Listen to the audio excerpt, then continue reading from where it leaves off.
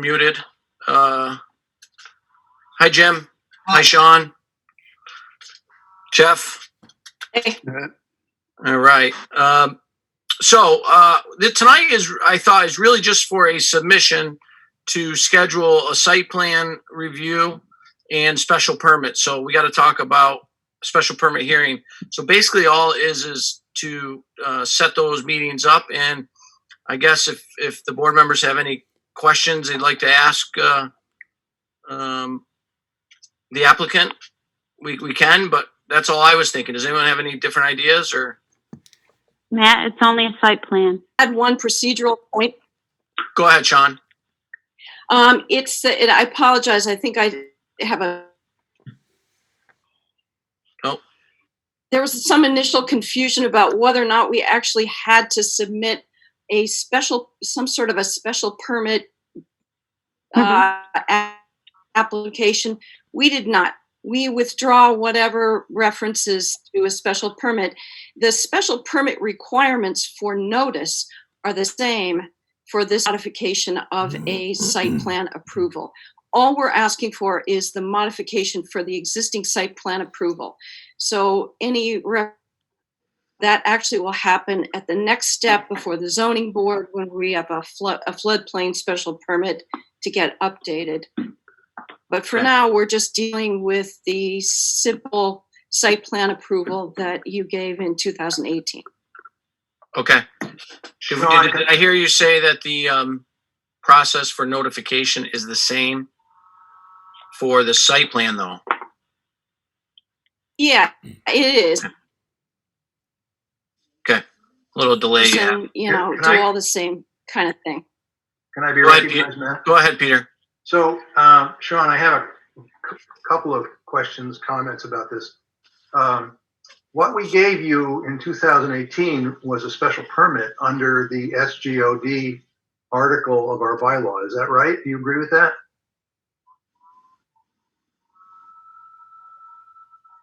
Well, I mean, I guess the way I looked at it, it wasn't, it was, sorry about that. Can you hear me now? Yeah. Maybe I'll turn on my video, just do the audio. I did talk to Jamie a few times about this. We went back and forth. The cover sheet or the recorded site plan review approval is the special permit cover sheet. But the site review approval looked like pretty much a standard, straightforward site plan review approval. If you prefer to look at it as a kind of overarching special permit question, we would be happy to let this special permit application remain with this. I don't know if it's either one, actually, because it's under this special article that is sort of a freestanding thing that has all sorts of administrative provisions in it that duplicate parts of our bylaw and such. But you cited in your application, Sean, 1612. Yeah, the way I looked at it. Go ahead. The bylaw. There's a separate section that has to do to an SGOD site plan approval. Right. Okay, you know what? I'm gonna call on my phone. Yeah, good. Okay. Good. All right, I'll watch for you, Sean, so I can a different way. Connect a different way. While she's calling in, if I could sneak in for 1 second, we have on kind of an unrelated note, it's just related to scheduling. We have a schedule where right after the first of the year, we have some deadlines. So it gives us plenty of time to have a discussion tonight and next month. But after that, we start to run short of time. We think this is fairly straightforward, but we don't want to be presumptuous. So if anyone has any questions, we would just ask that in the intervening 2-3 weeks here, that if you have any questions, just let us know so that we're able to be prepared to have a productive meeting next month. My original thought was this was actually, I was surprised when I saw the special permit. I thought this was just site plan amendment. Review. Mhm. Matt, if I may. You may. I think it is, without getting into Sean's area of technicalities, my recollection is 2018 was a site plan review and approval. We had to go to the ZBA for a special permit to work in the flood zone, which we got. And we had to go to the Conservation Commission for permission to work in the various protected areas, which we got. So I believe this is just a site plan review with a request for a variance as it relates to the number of housing units on the site. If I might, while we're waiting for Sean, if I could just give you a brief overview of where we're at so that the board understands our status at the moment. It's been 7 years since I first came to the planning board to discuss what options we might want to consider for developing this site. And as I said then, and I've said throughout, there are a lot of surprises, there are a lot of bumps in the road. There's so many different issues that have arisen, various complexities with historic preservation and what have you, that I think we have finally gotten to a point where we know what we can financially, feasibly build on this site. We've received to date $1.5 million in historic tax credits from the state of Massachusetts. We've received $6.8 million in historic tax credits from the federal government. We are applying, we being John Rosinski and the developer of the housing, which is Reese Larkin Development. That's a partnership of John Rosinski and Elton Ogden of Berkshire Housing. They are applying on October 30th for financing of the first phase of the project, which is the Eagle Mill and the Union Mill. If that financing is approved, they would make a subsequent application in January of 2021 and theoretically would hear about its hopeful approval by June-ish of 2021, which would enable, if approved, construction to start in the third to fourth quarter of 2021.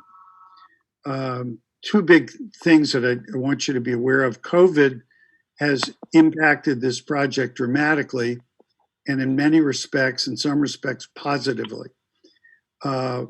We can no longer develop a food hall at the site of the Eagle Mill because we can't put indoor tenants that no longer exist and sell food to people who can't go in the food hall because there's not enough capacity under the COVID rules. So as it turns out, for us, it's lucky that we can convert that building to housing and add another 20 some units to the overall housing development. So tonight, one of the principal issues we're asking for is an increase in the number of units from what was originally proposed at 80 to a new number of 128.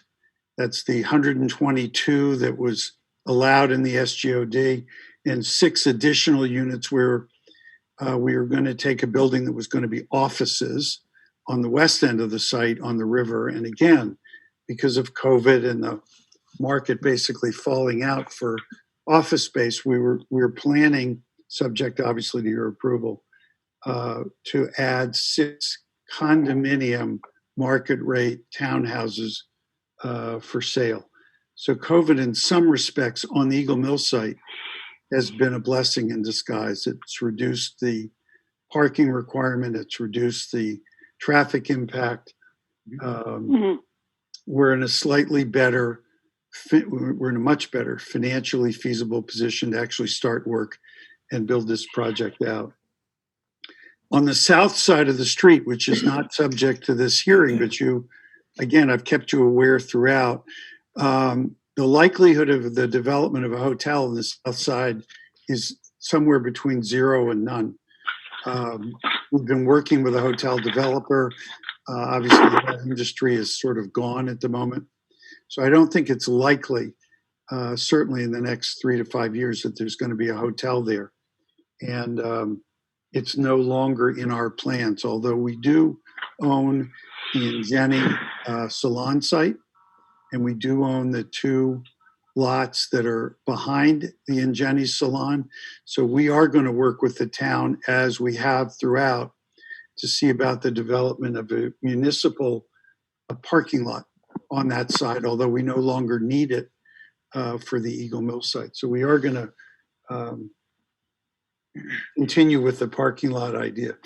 But most of the other stuff that I think we've come to you for is all, I don't want to call it routine, but it's all part of the just evolution of finding things within the plans as you get to final building documents that need to be changed. So one last thing I'd just like to explain. I don't know if you all remember, but originally we planned a hotel and it was going to be next to the machine shop and it was going to front on West Center Street, and the planning board approved a building there. And we came along years later and said, can we move that building over near the train tracks and Joe's? I didn't know at the time, but we've subsequently learned that the Historic Review Board, the Mass Historic Commission, and the National Park Service have jurisdiction over a historic site as to what gets built on it, not just the remodeling or renovation of historic buildings. And they do not like the idea of having that building there because it blocks the view of the historic Eagle Mill buildings. That's why we're requesting to move the building back where it originally was. So again, I've always been open and pretty transparent to any questions you might have about what's going on, not just on the Eagle Mill site, but across the street. But that's pretty much where we are. Just to kind of get back on the process part of this. So, How do I get this on mute?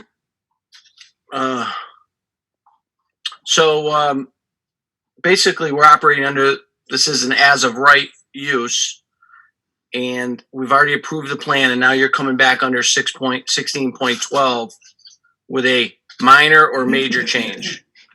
Well, yeah, that's the big question. You know, Yeah. I talked to Jeremy Pollard about this a while ago, and we went through every one of the changes. And, you know, really every one of these changes is minor and would have allowed us, under the terms of this bylaw, to just come before the planning board at a regularly scheduled hearing, wouldn't have to be noticed or anything, and ask for the planning board's approval for these minor changes. However, there is one change that's considered under the terms of 16.12, a major change, and that is the increase in housing units. And as Jeff was saying, you know, when the retail and the commercial and the restaurants go, those were replaced by these housing units. 70% of which approximately will be affordable.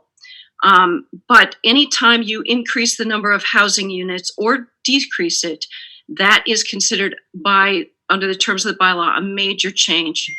So we're asking for a fair, some minor changes, that one major change, and sort of piggybacked on that major change.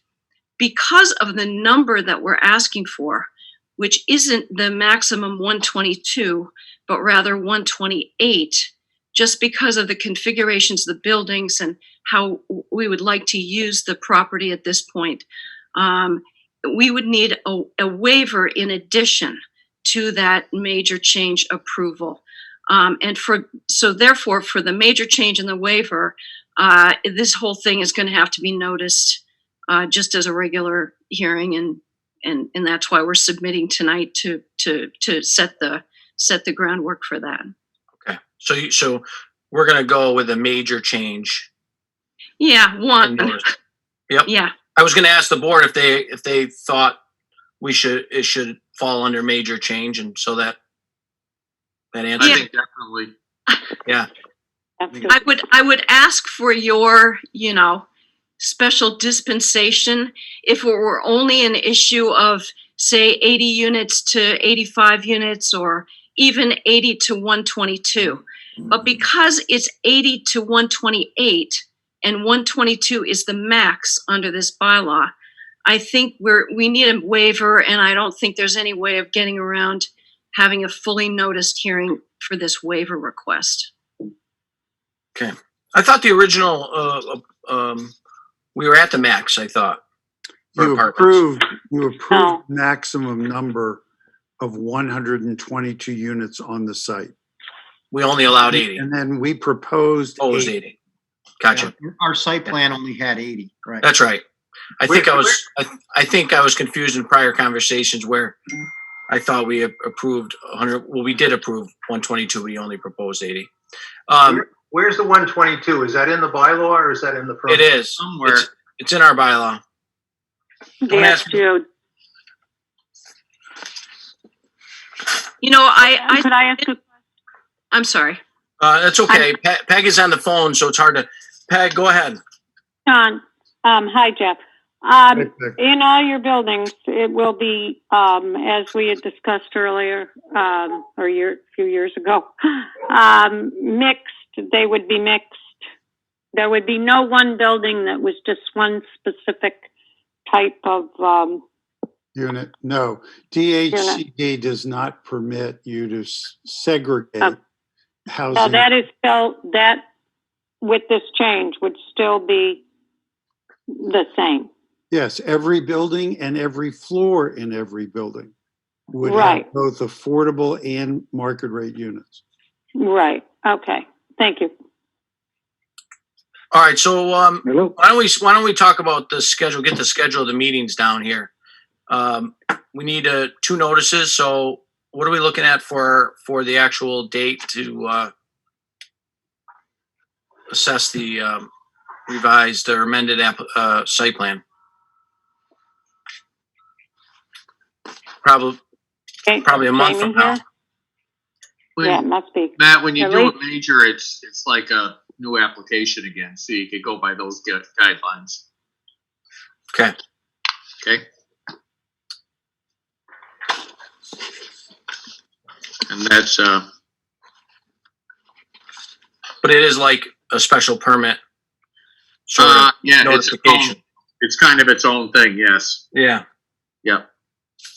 There's a maximum time allowed, but no minimum time. So as long as we could meet the notice requirements, we could do it promptly. We have Well, to, that's what I was thinking is just Yeah. meet the requirements and set it up for the next available meeting based on the requirements, the notification requirements. it says we have to notice in accordance with section 11, which I think is the special permit section. That Is is. that right, Sean? Yeah. So that requires 2 newspaper notices. So we need to get a newspaper notice out, but we could do it in 3 weeks, probably, if we wanted to. So that would mean, well, let me look at the calendar. Jamie, would that be too soon? Yes.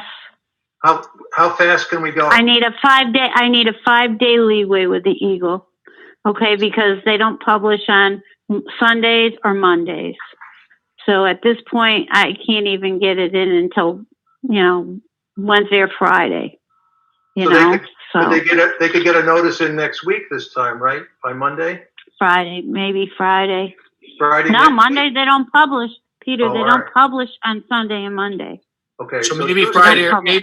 maybe Friday or Saturday this week would be the first one. Yeah, And then next Friday or Yeah. Saturday would be the next one. yeah, it has to be 2 consecutive weeks. You can't get it in this Friday, And can you? Yeah, well, she's going to Well- try. Okay. So, I won't have time. They need 3 days notice. Okay, so if Wednesday is not enough time to get it in for Friday, maybe Okay. Saturday, okay, maybe next Tuesday, but not Friday. Okay, let's just go with Tuesday next week. Try it. First notice next Tuesday, Matt. Is that okay? yeah, I might as well Yeah, do that. it's got to be 14 days before the public hearing. It is a public hearing. I thought it was just a site plan, but it is required No, that the no, butters are it's a- notified on this and legal notice. Okay. It's a notice as per special permit, Jamie. under Okay. section All 11. right. So our next meeting is November 9th. Okay, we're probably not going to have time to do it then. So we're No. probably going to have to go to the 4th week, which would Thanksgiving. probably be Thanksgiving, right? Why don't we just have a special meeting for this in the week after our regular meeting? The middle of November. Yeah. We could do November 16th. We have we have a meeting on the 9th, November 9th. Yeah. There's November 16th, I think, gives us enough time to note it for notifications and everything. Cutting it short. It is? Yep. Cutting it short. If they drop the ball and don't put it in. Well, we can always say that. So let's say next Tuesday is the 27th. And then if we allow another posting on the November 3rd, that would be 14 days prior to the meeting, right? My math right? Yeah. Yeah. So we're So not going to then- have a meeting the week of Thanksgiving, you're saying, or we are? Well, Oh, We don't know that yet. bad time to have. We don't know that meetings, yet. but- What about Yeah. have the meeting then the 23rd? We'll do a special one. week of Thanksgiving, do the 23rd. Sure, why not? That would be our regular scheduled meeting. Regular meeting, yeah. Yeah. But people will be saying they can't come that week, right? Who's saying Yeah, that? everybody's busy. Well, people are busy. Well, Go we can't go away, by so- we can't go by everyone's schedule. So let's do the 23rd. It's our regular All right. scheduled meeting. Let's shoot for that. That gives us plenty of time to put out the notifications, even if they don't get it in right away. It gives us time. And I think All right. you guys are okay with the November 23rd. Yes. Yes. The applicants, that I works. think we're fine. Okay. Yes. Hey, All Matt, right. what's the possibility about getting into the courthouse, the courtroom, or even the auditorium? Yeah, have a physical Well, meeting. So here's the thing. We can't control the social distancing. Number one, we won't know how many people will come. And the way I think it's easier if people really want to see it, the Zoom, I think, is fine for this.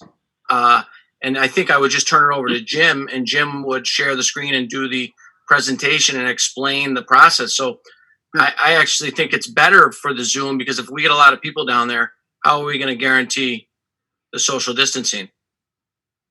Unless someone has a plan that, We're going to need the info. I mean, Jamie's going to have to scan this stuff in for us. I can provide a PDF of everything. You can do that, Jim, because Sure. I doubt if we'll get it any other way, Jim. I think you already did. I'll coordinate with everyone to get your emails, and I'll make sure everyone has it well in advance. I thought we already distributed that. Do we have all the Yeah, information? I already sent it, yeah, didn't I? Jamie forwarded it tonight, or Is before that the it? meeting today. Sean submitted it today. Actually, that was just the addendum, but the original submission was scanned and sent around by Jamie, a couple weeks ago. I've got it all. By That's okay. Bob Fournier. Bob Fournier was. Yes, that's right. Here Okay. we are, yep. Yeah. So, So we what have- do you guys need? You need anything else, or what? You all set with the I'll plan? just say, Jim, I tried to save everything, and the traffic study, when I tried to save it in Adobe Reader, it said there was something corrupt about the file and it couldn't be saved. Okay, So would you send out the traffic study once again and make sure it's savable? no problem. Yeah. Thank you. Yeah, just send it to me and I'll forward it to everybody and I'll get it on the website. Okay, I'll take care of it. All right. Yeah, and we are going to post this on the website, right, Jamie? Yeah. As soon as I get it from Jim. The whole plan, the whole updated plan. Yeah. Would you want me just to resend the traffic study, correct? That was the only one I couldn't save. Okay, I have it as an attachment in email, and when I brought it up in PDF, it just said you can't save this. So I don't know what went wrong. it happens I can sometimes. see it, I can see it from my email file if I need it, but I'd rather have it in my hard drive. Gotcha. I'll take care of Jamie, it. Jamie, do you have, if Jim just sends the traffic study again, do you have all the other plans so that you can upload it to the website?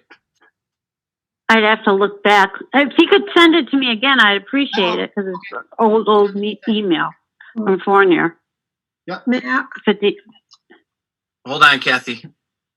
Let's just finish up here. Hold on. Well, I'm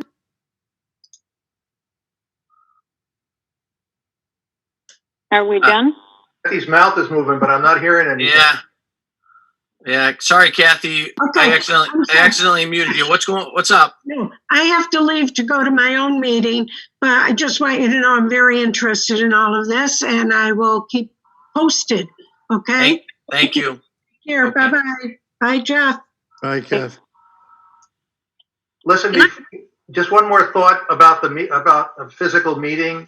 If we have people in town who you hear want to learn about this and hear the presentation, but they can't get into the internet, they can't get into Zoom, I will volunteer to be the sacrificial guy that goes down to the courtroom and sits with all the people with masks and tries to display, what I can to them in the town hall. Well, Peter, the only thing I would suggest from listening to Fauci all day today is that the virus is it's supposed to get worse over the next 2 to 3 weeks. It was unwise to do that, huh? I just don't think, I'm happy to do whatever, but I just don't think in person. All right, never mind, I'll withdraw. Dave. Okay. Can I just Sean? ask? Sean, go Final- ahead. Yeah. Yeah. Can I just ask one final question? Sure. It just has to do with how this is going to be noticed. If it's going to be noticed as simply a modification of the plan approval, or if it's also going to be noticed as a special permit modification, because the first decision was only described as a site plan Plan approval. approval. So yeah, that's Jamie and I went through back and forth. So I would Yeah. say, rather than take my word for it, I mean, maybe Jeremiah would like to weigh in on this, but it just seems to me that it's cleaner not to even mention the question of special permit, because I don't think there was an original No. special. Sean, I don't think it's There either isn't. one. I don't think it's either one or the other. It's a Article 16 plan. Yeah, plan Okay. approval. It's not a site plan, it's not a special permit. We have to use follow the notice for the notice requirements for special permits, but it's a plan under Article 16. Great. Okay. But it is Modification. it is a site plan. Well, not how we call, not our normal site plan. It's a permit for a special growth district. Is how it's written up. Okay. So we Hey, Matt. want it. Yeah, go ahead, Gordon. Well, it seems like you know, as Peter pointed out, you just use the schedule of announcing what you're going to do based on special permitting for the 14 days. But I think what you really have to do is just make sure that you mention that it's going to be a modification and a request for a waiver from the 122 to 128. I don't think you should ever leave that out of your notice, because I think that would be a sticky thing later if it's not specifically mentioned. It wasn't in the first notice. Gordon. Yeah, but now you have a waiver request. You didn't have a waiver request at first that I know of. No, That's all. I just think No, you it's need a to good- be careful. that's a good point. Plus, we're going from the total proposed units are going from 80 to 128, correct? Correct. Yeah, but it's Right. the jump from 122 to 128, and don't use the word variance. It's the word is waiver. If you start using the word variance or special permit, you're just going to create problems. So make So it's sure a you don't say- modification of plan approval Yeah, and waiver. and a and waiver, waiver. And a waiver waiver request. from the design standard from 122 to 128 on the residential units. And that's in 122 to section 128 was her, 120. request? Well, you Wow. want to say that they want a waiver to 128. Correct. A which waiver in of accordance. to 128. To allow 128 units. Right, Okay. the waiver is from section 16.7. That's the design standard. Do we, Yeah. do we want to, in the notification, do we want to specify that it's going to go from 80 proposed units to 128? No, you wanted a waiver to allow 128 units, a waiver to allow 128. I know what Gordon's saying. I'm asking the question to the board. Do we want to put that in the notification that, because No. no? Okay, I don't think so. okay. I would just say, be sure to mention the waiver though. Yeah, To allow 128 units. yeah. Okay. Okay. That's it. That covers it?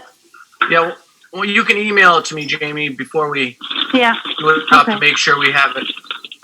Matt, I have a list of some questions that I'd like to have the applicants talk more about when they come back to us. Is this a good time to start on that? I think might as well. Might as well, yeah. I have 4 areas, you guys. You're reducing the parking very dramatically, almost by half. And in the original application, you did a very detailed analysis of what the requirements of the bylaw are about parking. The requirements are, the major requirement is 1 parking spot per unit of residential. But then there are other requirements for other kinds of uses, which you're continuing to have in the project.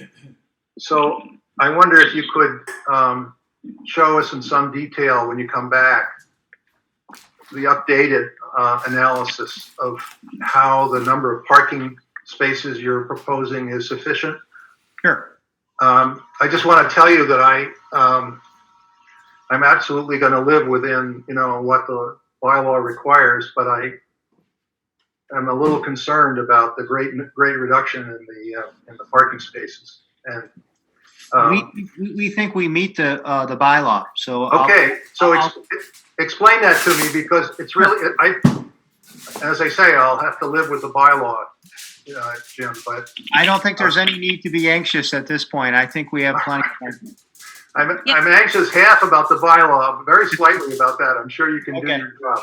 Fair enough. I'm just anxious that there are going to be people who are going to be wanting to shop at your stores and can't find a place to park. That's what I'm really worried Yeah, about. we don't want that either. We'll go through it. That's kind of the point. The stores are primarily gone. What's left is a building that's 10,000 feet, of which 6,000 feet will be retail. So we're going from a lot of retail to very little retail. That's what reduces the number of parking spaces. Right, but let me tell you also that when I go visit my son, who lives in a planned community in Maryland, he has a condo down there, and he and his wife each have a car that they park right in front of their condo. And they each have a spot that's reserved for them. And then when I go, there's a third spot that's sort of in a pool that the whole neighborhood shares. And so they have about 2.3, 2.4 parking spaces per unit. Now it's condos, not apartments, I grant you that. And we'll have some low-income people and we'll have some retired people, but, we've got a bylaw that says 1 per unit, and as I said, I'll live with that, but I'm not sure it's really going to be adequate when your people are looking, no matter how little your retail space is, if the people looking to shop there, I'm not sure they're going to find a place to park. But I'll welcome your wisdom on that. Very good. Sean, Question? did you want to say something? No, I realize that Peter is probably very aware that we, in this addendum that we submitted, that Jamie, I think, distributed today, there is a chart that I think, which is Exhibit C to that addendum, which lists the parking requirements, but, it does list 1 space per residential unit, so maybe that's what the issue comes down to anyway. I think, Sean, maybe you've done it already, what I'm looking for, but in the first filing you did 2 years ago, you said, here's the number of units and here's the number of parking spaces we have to have for the residential.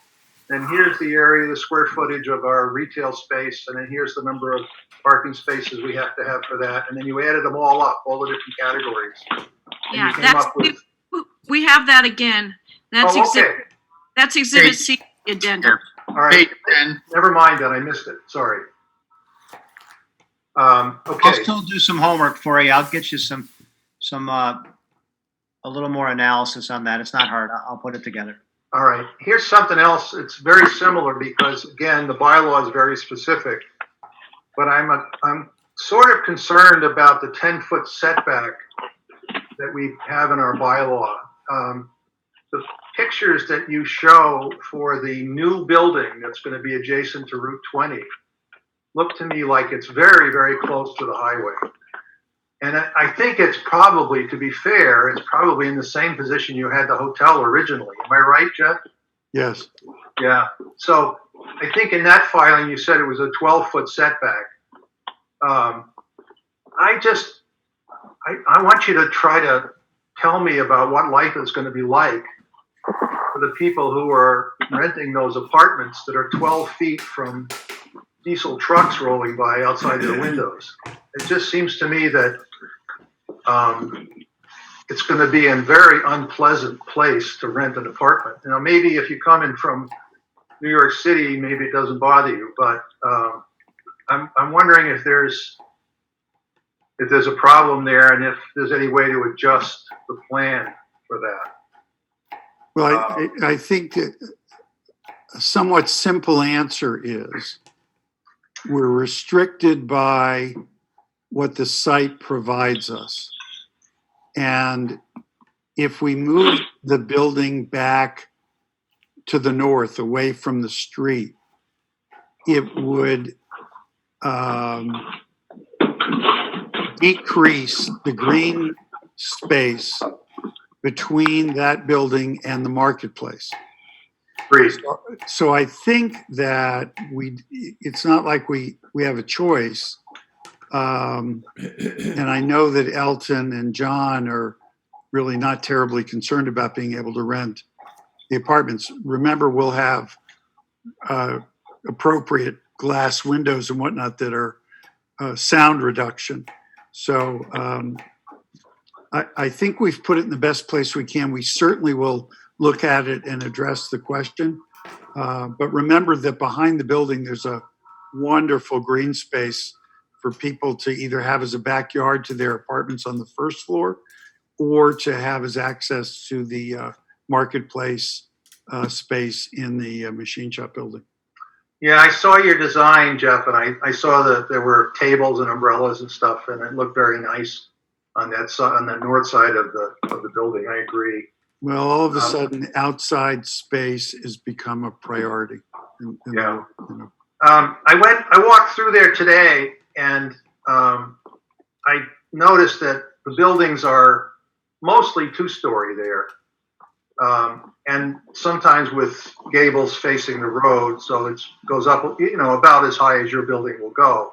But yours will be more massive and sort of a monolith, as opposed to a broken, staggered sort of set of buildings. And I'm just concerned aesthetically that it's going to be sort of a little out of place in Lee. And I don't really know how to react to that. But if you could think about that a little more and talk to us next time, I appreciate it very much. We will. Remember that the design that you see for the mixed-use building, I want to call it a placeholder.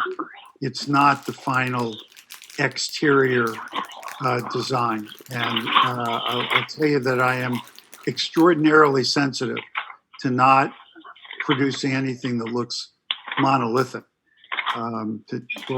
We have to be conscientious of that which National Park Service and Mass Historic will want in terms of architectural style.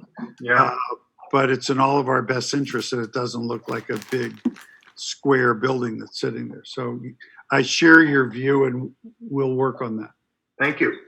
My third question is even probably stranger than the first two.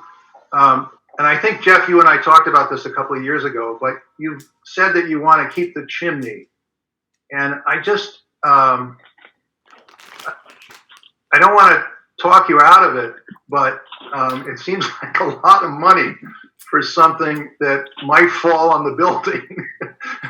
So And I don't see the value in it, but maybe it's just because I'm sort of atavistic and don't really understand things properly.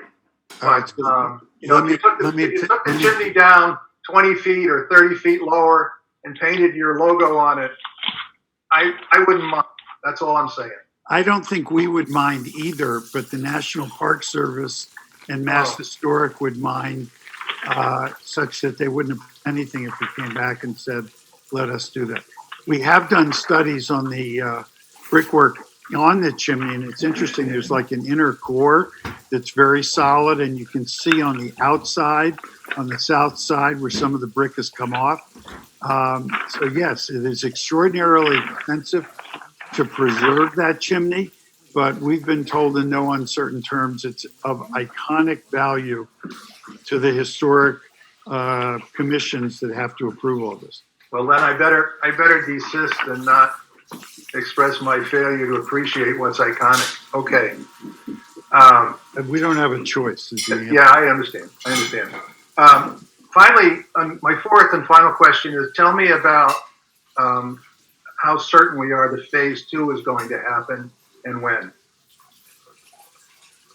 I have a very high degree of certainty, and the reason is, and it will be dependent upon Rosinski's ability to rent that which he builds. So if in phase 1 you're looking at the Eagle Mill and the Union Mill, approximately, Sean would know better, 60 units plus or minus in those two buildings. If we rent those, then Rosinski's going to develop the other two buildings, and primarily because the new building that's in phase 2, the one that's on the east end of the site, is right on the river. I mean, it's a gorgeous location. It's 43 units, and there's, I believe, more than enough demand to build all 4 apartment buildings. We're looking at 4 apartment buildings and a total in the 4 buildings of 122 units. So I don't think there's much doubt that those 4 will get built. As to the 6 condominium townhouses, I'd say we'll pull the plug on that one and decide to pull the trigger, I should say, probably in phase 2, because we don't want to finish that phase 2 and then start another construction project. So ideally, those townhouses will get marketed and built towards the end of phase 2. Thank you. The important point, Peter, the most important point of all of this is that each and every one of these 4 buildings is financeable through DHCD because of the 70-30% mix affordable to market rate housing. And that's unique in today's world, that you can go get a loan of adequate dollars combined with the tax credits in phase 1 to develop these properties. So I'd say the likelihood, despite the pandemic, is very high. Thank you. Thank you, Mr. Chairman. Anybody else have any questions? Matt, I got one thing. I've been sitting here listening. To me, this is a major change in this site. Originally, as it was proposed, it was going to be like a tourist destination. Now we've gone to just another housing project. And we're using the guise of the pandemic. Well, it's been many years in coming. The town spent substantial funds themselves for this new water line that I don't know whether it's ever going to be used or not. But the major change is, as I say, it went from a tourist destination to now just a housing development. And I don't know if that benefits the town or not. That's something I'm going to have to weigh myself. Okay, thanks, David. I also have concerns of the reduced commercial use and more of a housing project, as Dave says. I do have some concerns about that. Well, let me just set the stage for you so that there's at least clarity. It's impossible today to consider the development of an indoor food hall. The tenants that were prospectively available prior to COVID are no longer available because most of them were small mom and pop businesses, or they had an existing location for food in some way, shape, or form that they don't either survive today, they haven't survived, or if they do, they're struggling with what they have and they're not expanding. Even if they could expand, they can no longer afford the rents that are required to support the construction of a market at that expense. That's item one. Item two is you can't put the number of people inside the facility today because of the pandemic.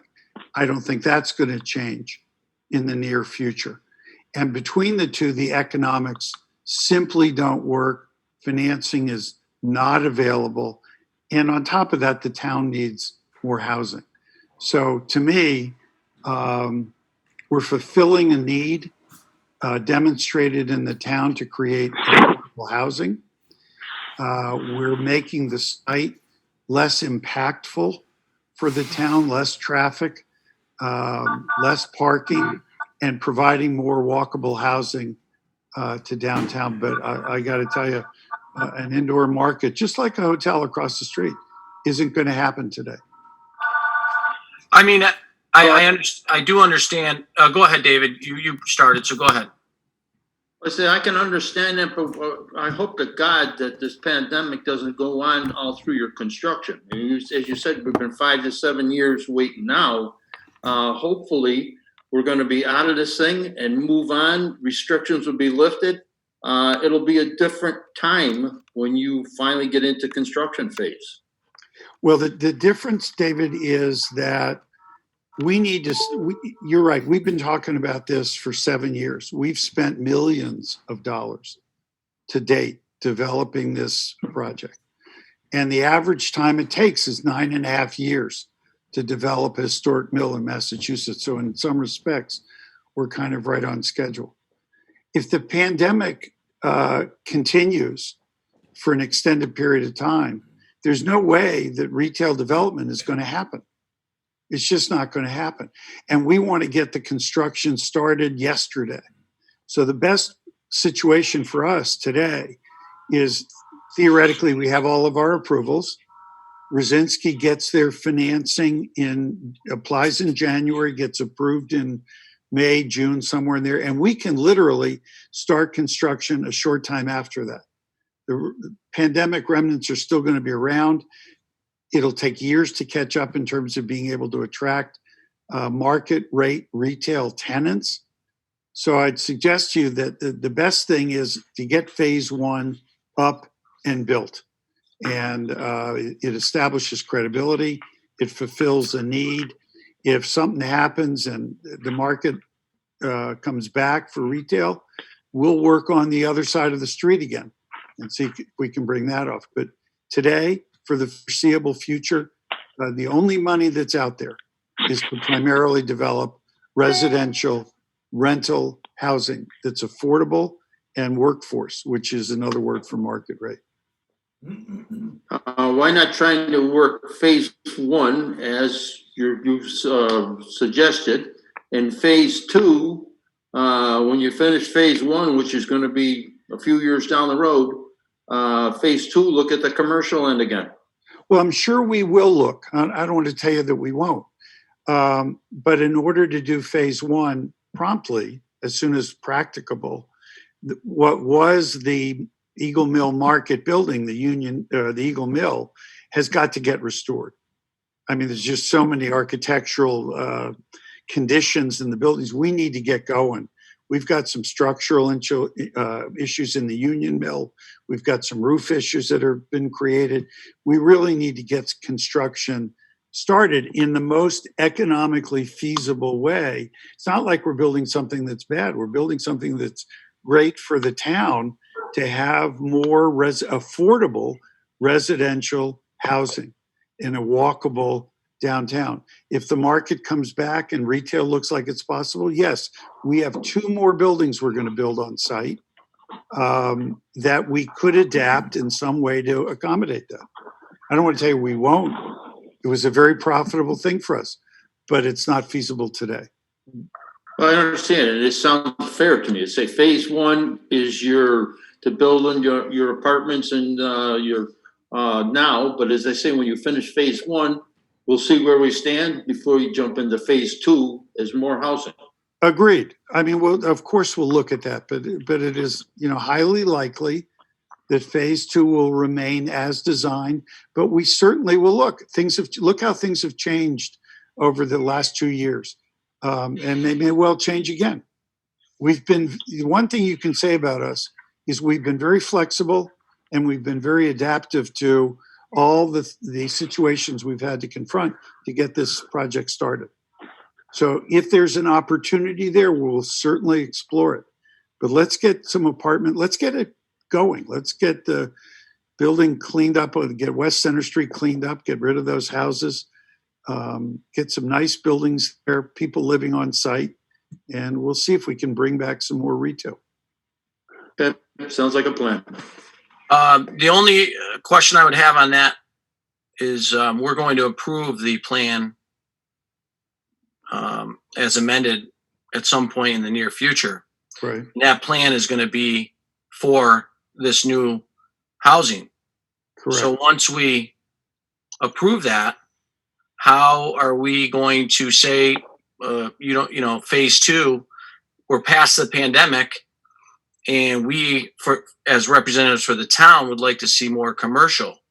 We wouldn't be able to we'd change. all like to see more jobs created by what we're doing. But what I'm saying is, how would we be able to change that with you if you've already been approved of all the housing? Same way I hate to put it this way, but essentially what we do is profit driven.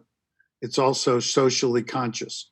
So if during or after phase 1, we all discuss and decide there's a market that's financeable, we're going to try and do that. And we'll come back just like we've done before and say, we need to change this. We want to create the market. We're not adverse to it. We're the ones that proposed it. But we're I guess locked in with your decision on what to do on phase 2 once we approve the amended plan approved. We're locked in with the site plan. The uses can always change. All we've done is approve the location of the buildings and the number of residential units. Remember, there's 4,000 feet of retail space in the proposed mixed-use building. The original was 10, right? No, the original was always 4. That building hasn't changed at all. Sure. The machine shop hasn't changed at all. What's changed is the Eagle Mill, which had 23,000, I think, square feet on the first floor that was retail, and it had about 7,000 feet on the second floor that was going to be commercial of some type, probably office or... So we're losing 30,000 square foot of commercial use. Yes, we are. Okay. So, but you're going to change those in phase 1, that building is going to be turned into all apartments. Correct. So we're already locked in phase 1. Let's say we build phase 1, and let's say the world comes back and there's money there to develop a market, another 20, 30,000 foot indoor market, and we can find the tenants to do it. It's more profitable for me to do that than to build apartments. So we'll come back and we'll look at that and we'll evaluate it. My guess is the more natural place to put it at that point in time would be on the south side of West Center Street. We'd have to go back, make a deal with Leprevo, put it there. But we still have that parking for 160 cars where the Ingeni site is. So we have the capability. Are we able to approve this plan without approving the full build out of the apartments? I think I know this answer, but I don't think so. Yeah. I don't think so. You're approving this site plan, which is the proposed uses. Yeah. for each. We're locked. I'm just trying to not be locked in to just a housing project because it really is turning into that. But anyways, am I off page, or does the board? What's the board's feelings on the change? This change that change potentially could just be a minor. As to the use, Buck, you're right. Yeah. That would be a minor change, but I think Matt's asking a different question. Matt, I think you're right overall in that if we approve this whole project and Jeff never files anything further, he gets to build this project in phases, just as he's described it. Right. Yeah. If the situation changes and you would like him to convert some apartments back to commercial space and he doesn't choose to do that, you don't have a lever to do that, to force him to do that. But he has every incentive in the world to want to do that himself. Yeah. Because he can probably make more money off the commercial space than he can off the apartment building. Am I right, Jeff? You're absolutely right. And the key to all of this conversation is about our ability to finance what we propose to build. No, If I can understand. Finance a market and tenant it, great. I can't for the foreseeable future. Okay. Let me just tell you, we have one market called the Kegan Case Market in St. Paul. It was voted the #1 food hall in the United States by USA Today. Iconic, historic renovation, 20-some tenants, people indoors, a party constantly. Everybody was wonderful. Then COVID hit and the market closed. We have a big mortgage there. It's tough to pay a mortgage when the market is closed. Now it's somewhat reopened, but the tenants are so, they're not big corporations, they're mom and pop businesses. They can't afford what they were paying before because they don't have the customers that they had before. They can't get people in the space. They can only do stuff outside the space, very limited indoor. It's a struggle. It's a struggle. And it's happening all over the country in malls. Malls were happening before. Malls are worse now. Food halls are having this problem. Yeah. So I think, again, in the real estate world, Matt, you know this, it's all about credibility. And if we can create the credibility by getting this first phase going, at least we have a basis to then say, hey, by the way, let's do some retail space here. Yeah, no, it's just from my point of view, being on the board, what's the best project for the town? It's changed to a mix to more of a housing. It has. It has, because and we there's have no to. viable alternative. I understand that, and I just wanted to, I think Look, you still have, I've been coming to you guys for 7 years now. There's nothing that Yeah. I've hidden in Yeah, all no, the conversations. If we could do it, I'm the first one that wanted to do it. It was Yep. Dave Renner's idea. I thought it was a great idea. I just we can't do it now, and we have to get this project going. Understood. We need to show the town that this is real, it's feasible, it'll change everybody's view of the town in large parts, I think. And it might enable us later to do something different. We'll see. Jim, go ahead. You wanted to say something, I think. I was just going to add, I think there is a lever. I think the south side is still a viable, developable parcel. I think it's nearby this beautiful development. I think you're going to have a crack at it here before we're done. So I may be looking ahead a little further, but I feel like the south side of this project has still got a lot of possibilities. That's all. Yeah. Okay. Thanks. Peg, did you want to say something? Yeah, I think it's a good conversation that we're having because, as you remember, Jeff, I had some real qualms about different things. But it is a big jump. I know I did, but at the end, things went real well. Yep. 80 to 128 is a big jump in the size of apartments, but I do understand the COVID and what you're saying. And the Eagle Mill, I guess, I can't believe I'm saying this, but it's we've got to do something or it's going to fall down into the river. And I mean, I personally think that 128 is a lot. I understand, I really understand what David said about, I mean, we wanted it to be, not we, but everybody wanted it to be like a Faneuil Hall in Boston. And we know today what's happening with Faneuil Hall. So I would like to see the Eagle Mill developed into something, because every time I go by, it's deteriorating more. So, but I do think the conversation is really good, and I think being open and honest about the issue is really important, and it's really a good way to maybe allay some of our fears. Do you know what I mean? Mm-hmm. We all fear things, and they may never, it may never happen, or it might happen. Who knows? Whoever thought we'd be living through history like we are now.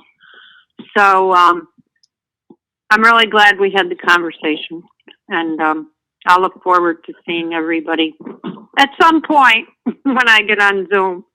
Well, And I appreciate your patience too. It has been a long struggle persistence. with all of us. So thank you. Let me make Thank you, Matt. two suggestions. The first is I would put the number of housing units in the context of 122 is what was permitted in the SGOD. We're not really going from 80 to 126. We're really going from 122 to 128 in terms of what was originally contemplated for the site. So I don't think it's a big deal, but that, and as to the retail, there's a larger conversation we could have with the town. I don't know what's going to happen with the rest of the river project. I don't know if the town will get substantial funding from that. I don't know if the town has a greater financial capability as a result of its income from the cannabis stores. But if there were a way to work with the town which could subsidize the retail tenants so that we could get financing, have a public-private partnership between the town, the retailers, and us, we could certainly sit down and try and find a way to create that kind of space, recognizing going in that the numbers aren't going to be easy because of the, for the time being, COVID restrictions on, and not just COVID restrictions, but people's attitudes have changed about being in large indoor spaces. So you have some leverage, you have some town financial capability that we're more than happy to sit down and talk about if we can come up with a better plan. Thanks. I did have another question about the finish look of the buildings. You mentioned earlier that Peter had an issue with the look of a building, and you mentioned that was more like a placeholder. Mixed use building, yeah. Yeah. Again, isn't that something that we are going to kind of finalize when we approve these plans, the look of the buildings too? Well, I don't know. I would hope so. I mean, we're certainly going to come to you and say, here's what we're planning on. And it's also got to be approved, if you will, by Park Service and Mass Historic. So we'll be coming back with that. Does the process of us approving allow that, us to have some sort of say for you to come back? Or are you kind of, again, once we approve this, Yeah, we're done. we're done? That's the way I look at it. So we need to I know. don't think you have design control. And candidly, we have to get this. We're going to be restricted by Mass Historic and Park Service as to what they're going to allow. So I think that what our process would be is figure out what it's going to look like, what we would like it to look like. Go to Mass Historic, go to the Park Service, get them to review it. And we'd certainly come to you and say, here's what we're talking to them about. I mean, I've done that for 7 years with the planning board. So I don't have, when we have a plan, we'll come to you, we'll show it to you. But I don't think you have design control. I mean, we do have the ability to say we don't think it looks in the character of the neighborhood, and that could be a. That's important to me too. That's We'll work with you on that. Okay. We'll work with you on that. And as what the worries me, to be candid, is the Park Service or Mass Historic saying, hey, we want this to look like an old mill building. Not a duplicate of what's there, but we want it to be of industrial design, which is not appealing to me. But we'll see. We haven't gotten to that level yet. Okay. The other question for presentation purposes from Jim. When you do share the screen and you present everything, can you kind of give us a synopsis of where we began and where we've altered, and kind of give us the story, and especially if there's anyone from the public, they can kind of see the changes. Kind of show the evolution of the project. Sure. Yeah, that would be nice, I think, for everybody. Okay. I think that would be very helpful. Yeah. Is everyone That's a good idea. okay? Is everyone okay with that process of, once we approve this, we really have no, We're done. we're done. I mean, does anyone have any input on that, or? Well, yeah, I would like to say it is spelled out kind of extensively in 1613 about the design standards for this project. Yeah. And I'm really hoping maybe we can. Is this the design building that we're going to see in November? It's done. There's no more design going to happen. No, are you talking about the mixed use building? Or how about everything, really? What you have on the latest renderings? What you see is to the 3 historic buildings is what you get. That's what it's been approved by Mass Historic and the Park Service, and we have no control over that. What you'll see as to the mixed use building and what's there really for the other new apartment building is really, it's not final design. I haven't said this is okay, let's build this. The one closest to the street, Jeff? Yeah, that's just a placeholder. But Yeah. Okay. So it's just that building. Yeah, that's not a final design. Or will we see a final design by November? No. No. But you'll see it before we finalize it. Right, but it'll be too late for us then. No. We'll come to you. Yeah, it will be. It will be too late. Once we vote in November, it's you got it. Yeah. Well, look, we haven't acted that way in 7 years. We're going to come back to you and hopefully come up with a design that everybody's happy with. We're not going to just say I hope so, yeah. We could put a condition on that says it's subject to final design approval of the exterior. That's true. Of the new buildings. Yeah, I would be comfortable with that. Yeah. That lets us have a lever if we need it, which we probably won't, but. Right. I would doubt it. I think just from our perspective, I think we'd have to have something to, be able to have some input just in case. All right. Well, we're going to come back to you anyway with it. Yeah. It would probably be irresponsible on our part if we didn't. Well, as long as you'll remember that neither you nor I have a lot of say when it comes to the historic folks. True. I don't know what other people are thinking, but when we vote for this and you build it, Jeff, everybody we know is going to say that's his project. He approved that. So we want to be proud of it. Yeah. Well, for sure. Yeah. For sure. But there are some things that we don't control, unfortunately. All right. Anyone else have any questions, concerns, anything at all? So the 23rd, we're set up for. Jamie, we're going to put them on first thing for the 23rd, or should we put them on in case something else comes up? Or yeah, we probably should do like 6:30. 6:30. Maybe there's a couple other things we got to take care of for the 23rd. Yeah. We should put the PDFs on the town website soon so that people can Yeah, I download will. them. Yeah. Yeah, as soon as Jim sends it to me. Okay, well, In my 4 pages of notes.